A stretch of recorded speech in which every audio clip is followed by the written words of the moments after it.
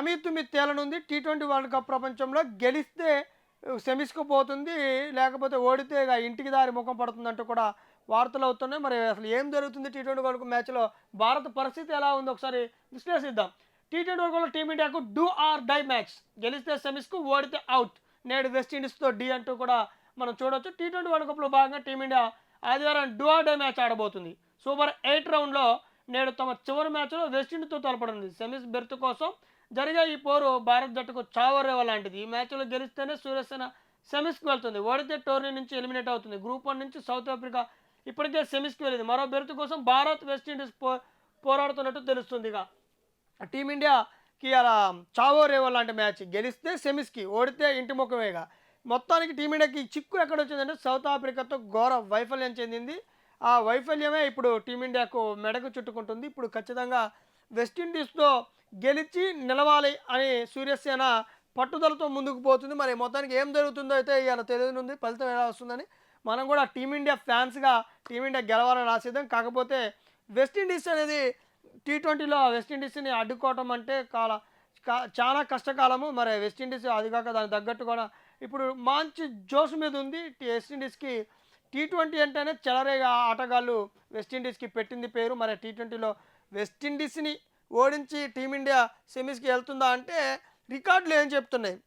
రికార్డులు ఏం చెప్తున్నాయంటే టీమిండియాకి వెస్టిండీస్ మీద మెరుగైన రికార్డే ఉంది. ఇంతవరకు వెస్టిండీస్ టీమిండియాని ఓడగొట్టిన దాఖలు అయితే లేవు. కానీ ఇప్పుడున్న పరిస్థితులు వేరు. ఇప్పుడున్న పరిస్థితుల్లో వెస్టిండీస్ టీం ఎంత బలంగా ఉందంటే ఆ టీము ప్లేయర్లు కొడితే సిక్సే అన్నట్టు ఆడే బ్యాట్స్మెన్లు ఉన్నారు, ఆల్రౌండర్లు ఉన్నారు. టీ20 వరల్డ్ కప్కి టీ20 అంటేనే పెట్టింది వెస్టిండీస్ పేరు కాబట్టి మరి వెస్టిండీస్ని టీమిండియా సూర్యసేన ఎలా నిలవరిస్తుంది, ఎలా గెలుస్తుంది అనేది కూడా ఈరోజు క్రికెట్ అభిమానుల ఉత్కంఠ అయితే నెలకొంది. టీ20 ప్రపంచ కప్ ప్రారంభానికి ముందు టీమిండియా అసలు సవాల్ సెమీస్లోనే అని అందరూ అనుకున్నారు. కానీ సూపర్ 8 రౌండ్లో సౌత్ ఆఫ్రికా ఓడించే లెక్కలు తారుమారాయి. మిగిలిన 2 మ్యాచ్లు తప్పక గెలవాల్సిన పరిస్థితి వచ్చింది. జింబాబ్వే ఆశించినట్టే భారీ విజయం. ఇంక ఇప్పుడు వెస్టిండీస్తో అదే ప్రశ్న పునరావృతం చేయాలని అవసరం ఉంది.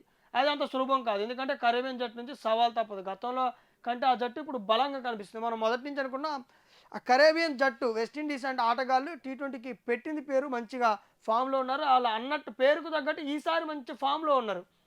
అటు చెలరేగా ఆడుతున్నారు కరేబియన్లు. ఇప్పటికే వాళ్ళు మంచి మ్యాచ్లు గెలిచి మంచి భారీ గెలుపులు గెలిచి కూడా హైయెస్ట్ స్కోరు నమోదు చేసిన సందర్భం కూడా మనం చూస్తున్నాం. ఈ టీ20 వరల్డ్ కప్లో బాగా ఆడుతున్నారు కాబట్టి మరి సూర్యసేన వారిని నిలవరిస్తుందా, నిలవరించదా? వీరికి మరి ఇలా అదనపు బౌలర్ టీంలో ఎవరుంటారు? ఇలా సంజు శాంసన్, అభిషేక్ శర్మ ఎలా ఆడతారు? వరుస వైఫల్యాల తర్వాత అభిషేక్ శర్మ పుంజుకున్న విషయం తెలిసిందే. కానీ మరి సంజు శర్మకి రాక మొన్న వస్తే కొద్దిగా ఫస్ట్లో ఆరంభం మంచిగా ఇచ్చినప్పటికి కూడా తొందరగా అవుట్ అయిన నేపథ్యంలో మరి ఈరోజు సంజు ఎలాంటి మ్యాజిక్ చేస్తాడు, అభిషేక్ ఎలా రఫ్ ఆడిస్తాడు, లేకపోతే ఇటు ఇషాన్ కిషాన్ తనదైన శైలిలో మళ్ళీ మెరుపులు మెరిపిస్తాడా, సూర్యసేన ఆకట్టుకుంటుందా అన్నది చూడాల్సి ఉంది. బ్యాటింగ్ అయితే మరి బౌలింగ్ బాగానే ఉన్నప్పటికీ బౌలింగ్లో ఎలా ఉంది అతనికి? మరి ఇలా స్పిన్నర్లు అనుకూలిస్తుందా పిచ్చి? వరుణ్ చక్రవర్తి టీంలో ఉంటాడా?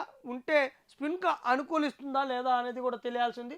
భారత్కు మరి స్పిన్కు అనుకూలించి ఇటు వరుణ్ చక్రవర్తి, ఇటు ఉన్న అదనపు బౌలింగ్ ఉన్న మన బౌలింగ్ బలంగా ఇప్పుడు హర్షదీప్, జస్ప్రీత్ బుమ్రా ఉన్నారు. వాళ్ళకి అదనంగా తోడుగా వరుణ్ చక్రవర్తి కూడా టీంలోకి వస్తే టీం మాత్రం బలాలైతే సమఉజ్జులుగా ఉన్నాయి. వెస్టిండీస్ ఇటు ఇండియా సమఉజ్జులుగా ఉన్నప్పటికీ ఎవరు గెలుస్తారని చూడాలి. సూర్యసేన అయితే గెలవాలని ఆశిద్దాం. గెలిచి సెమీస్కి పోవాలని మనం కూడా కోరుకుందాం.